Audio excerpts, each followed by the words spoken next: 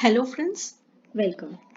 In today's video, we will be discussing the part B of GAT-B examination.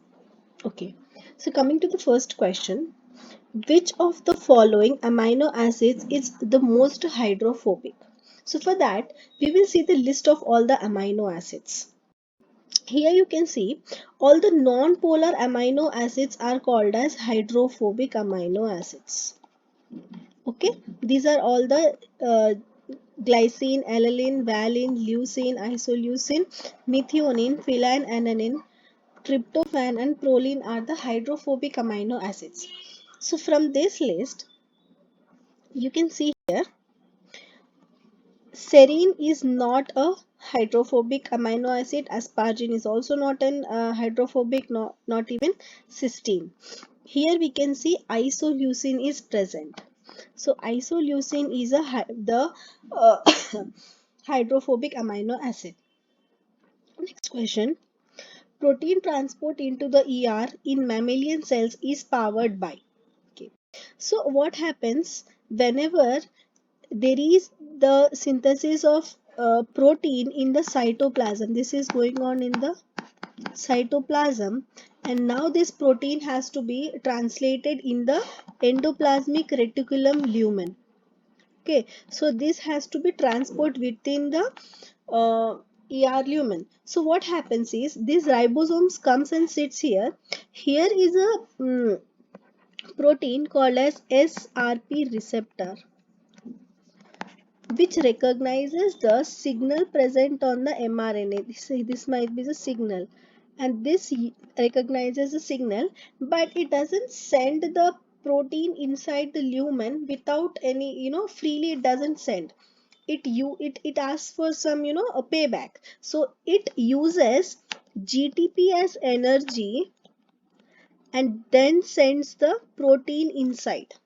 Okay, so here it is using GTP, one GTP molecule, and sending the protein inside the ER lumen. Okay, so the correct option is GTP hydrolysis.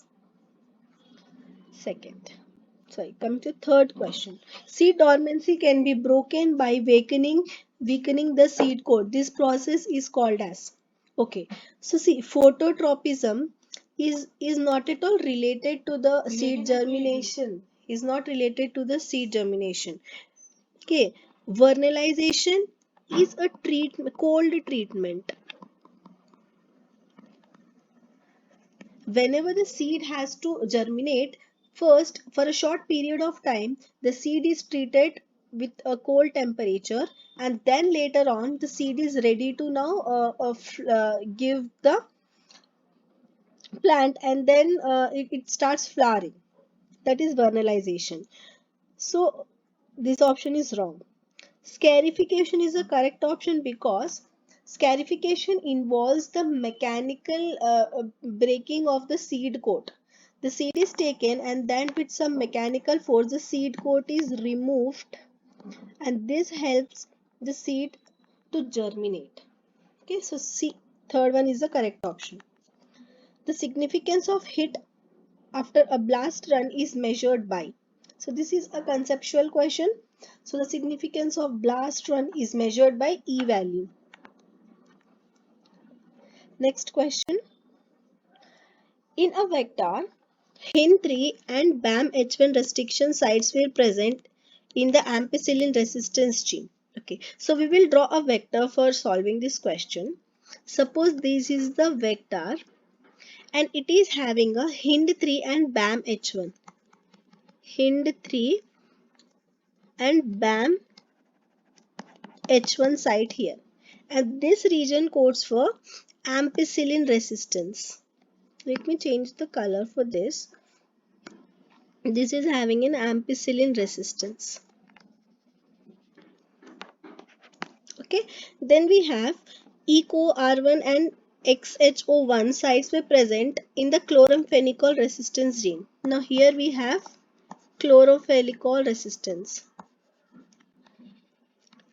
Okay, and the genes present are ECO R1 and XO1. Okay, a student cloned his insert DNA fragment using the Hin3 and BAN-H1 sites.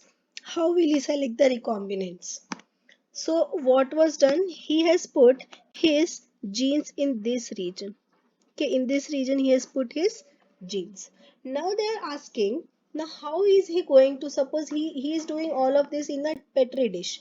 Now how he going to recognize that which of the vectors has incorporated its gene of interest? So friends, here one thing we have to understand is, suppose this is a total resistance gene we are having, and this is resistant toward ampicillin. Okay, this is ampicillin resistance. Now whenever we are breaking this site and putting our gene of interest in this site, now this resistant part of the vector is going to be now not resistant. That means it is going to be sensitive to the ampicillin. Okay, this thing we have to remember. Whenever the gene of interest is put between this ampicillin resistant gene, now this is going to lose its function and it is going to be sensitive to the ampicillin. Okay, so how we are going to recognize? Plating the transformants on a plate containing chloramphenicol and then replica plating on the ampicillin containing plates. So this is the correct option. Here why we will see. See, to make you understand, I have taken a diagram. Here, see, replica plating I am going to explain. Here, suppose I have not taken histidine here. I have taken chloramphenicol.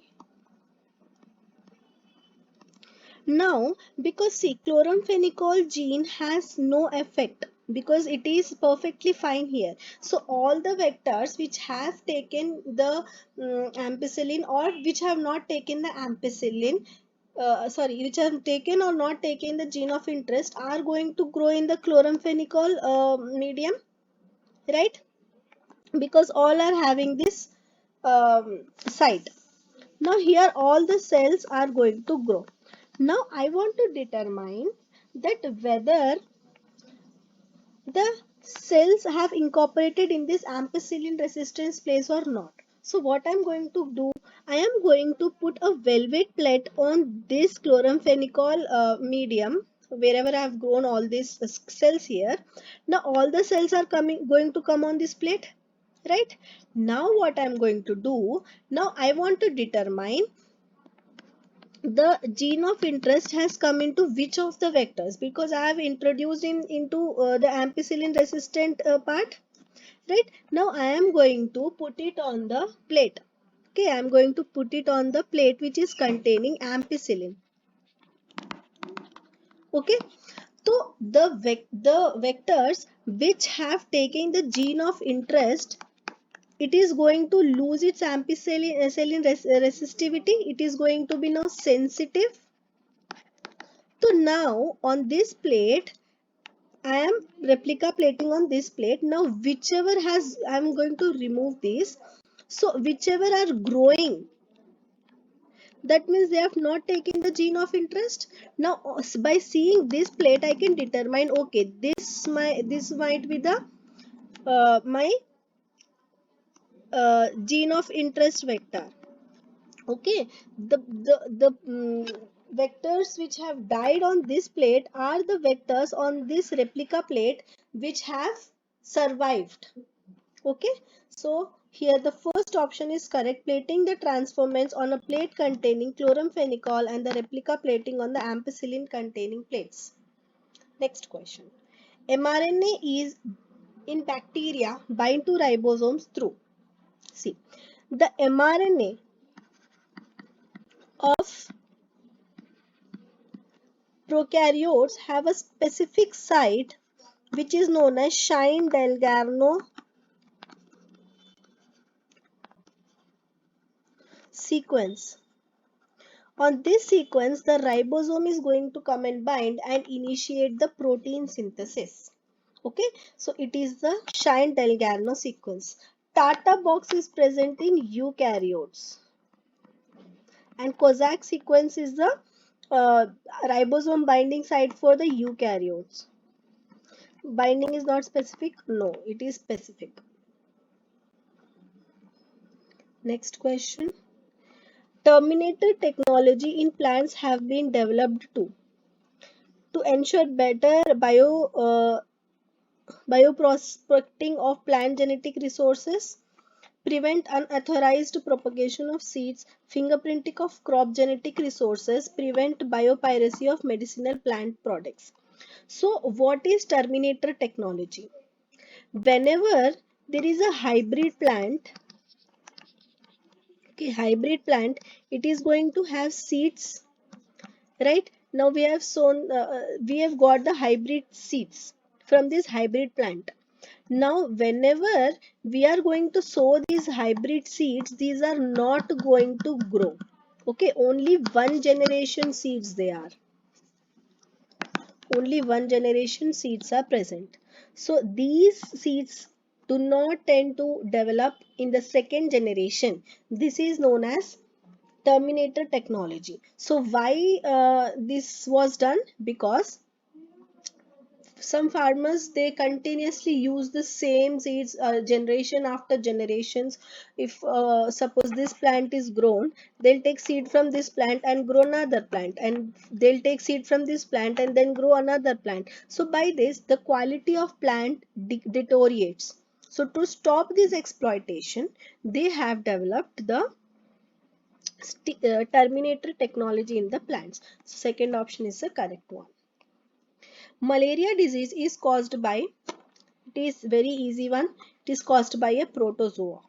Okay, this is known as Plasmodium falciparum, Plasmodium vivax, and etc. Next, which of the following techniques is the most appropriate for resolving the proteome of bacterial cell? So capillary electrophoresis, see, capillary electrophoresis is used for separating the short tandem repeats of DNA. But here they are asking the proteome of the bacteria. So here we are going to select the, we are going to rule out this option. Sorry. Agarose gel electrophoresis. Again, agarose gel electrophoresis used for the separation of DNA fragments. Now here, these two options can be correct. 2D gel electrophoresis and SDH base electrophoresis, because both of these techniques are used to separate the proteins.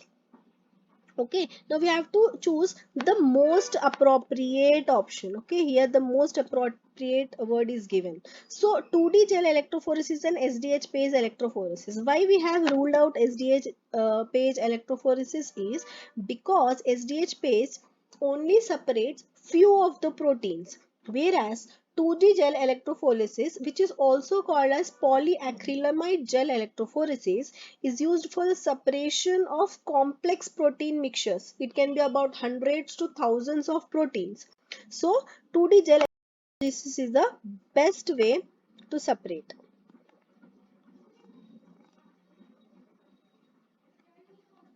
Okay, next question. Sequence comparisons do not provide the information about. Okay, sequence comparison is like, see, we are taking the DNA which we know, known DNA, and one DNA sequence we take is unknown. And now we compare both of the nucleotide sequences. We have nucleotides on them. We are going to compare all of them. After comparing, what we can know, the functional relationships can be known about them, that how these both are functionally related, and we can also know their evolutionary history by comparing the nucleotide sequences, how much they are similar, how much they differ from each other, and genetic relationship. Obviously, when they are giving the evolutionary history, they are also providing the genetic relationships. But by this method, we cannot predict the gene locations. We cannot tell which gene is located where. So, okay, I have to cut them. Okay, this is the Correct option. This is a correct option.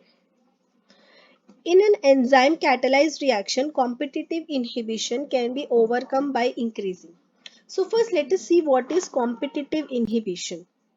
Suppose I have one enzyme, this is enzyme, and I have 1, 2, 3, 4, 5, 6. Okay, suppose I have 6 substrate.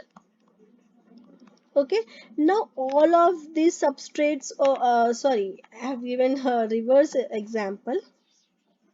Excuse me for that. Suppose I have one substrate, okay, and I have so many enzymes. Okay, I have so many enzymes. Now, they these substrate is going to bind here on these enzyme, right? So they are going to fight for the they are, suppose if an enzyme catalyzed reaction, competitive inhibition can be overcome by increasing. So I would explain it again, sorry. See, suppose I have so many enzymes here, okay, so many enzymes. Now, okay, sorry, one enzyme I'm having. Now one enzyme, one substrate, two substrate and three substrate we are having. So here all of them are going to compete to bind onto this enzyme, right? So whenever we increase the concentration of substrate, this can be overcome. So the concentration of substrate has to be increased. In a microbiological studies, plaque assay is carried out for, what is plaque assay? Suppose we take a petri dish and we grow the virus particles, okay, or the bacterial particles here. While after growing, what we take, we come to know but how many of these are actually infectious by our studies.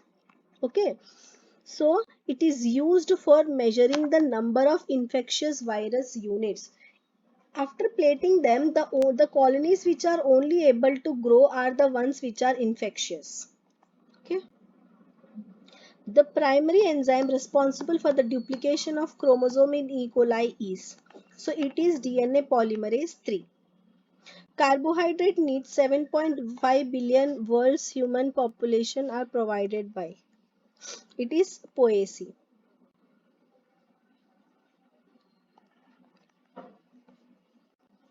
Next question.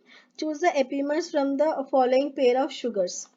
See, the glucose and galactose are this is the first carbon, second carbon, third and fourth carbon. Here also first, second, third and fourth carbon.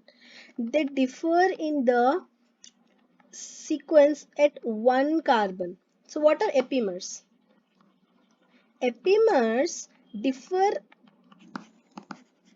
at one carbon position. Okay, so we see everything is same here. Just OH is present here at the left hand side, and in the glucose it is present in the right hand side of the fourth carbon. So they are C4 epimers, and fourth option is correct. Glucose and galactose are the epimers. Crystal structure of protein is available with the following resolutions in the database. Which one would you choose? Homology modeling the structure based drug design. It is 1.2 Armstrong. Select the set of fat soluble vitamins. So fat soluble vitamins are A, D, E and K. Okay, ADEC. So A, D and K is present here. What is BR in PBR 322 plasmids represent? BR represents for Bolivar and Rodriguez. Okay, these are the name of the scientists. AB and ZDNA are respectively. So see, A, B and Z DNA. A DNA is right-handed helix.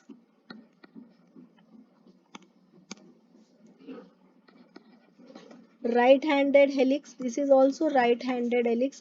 Z DNA is left-handed helix. So A-DNA is right, B-DNA is right, and Z-DNA is left-handed helix. So this is the correct option.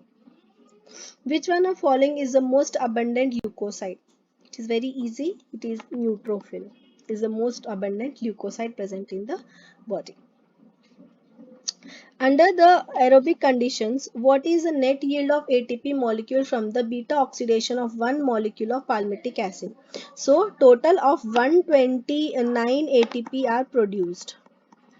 Okay. Next question. A coenzyme or metal ion that is very tightly or even covalently bound to the enzyme protein is called. Okay. See, a metal enzyme or an any other protein, it binds to the enzyme, right? Whenever it is bind very tightly, that part is known as the prosthetic group. Okay, the tightly binding metal or anything coenzyme or an metal which is binding very tightly to the enzyme is called as the prosthetic group. Okay, next. Which one of the following antibiotics acts by inhibiting the bacterial cell wall synthesis? So, penicillin here is helping in the um, destruction of the bacteria by not allowing it to synthesize its own cell wall. Baltimore classification of virus is based on. So, here we see the Baltimore classification. They have classified different types of virus on basis of their genetic material, whether they are DNA viruses, they are RNA viruses, or the reverse transcribing viruses. So it is based on the nature of the viral genetic material. Which of the hormone is involved in closing the stomata?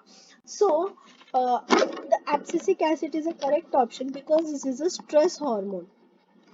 Okay, so whenever there is less water present in the soil, the abscisic acid is produced, which helps the the leaves to close its stomata and prevent its water loss.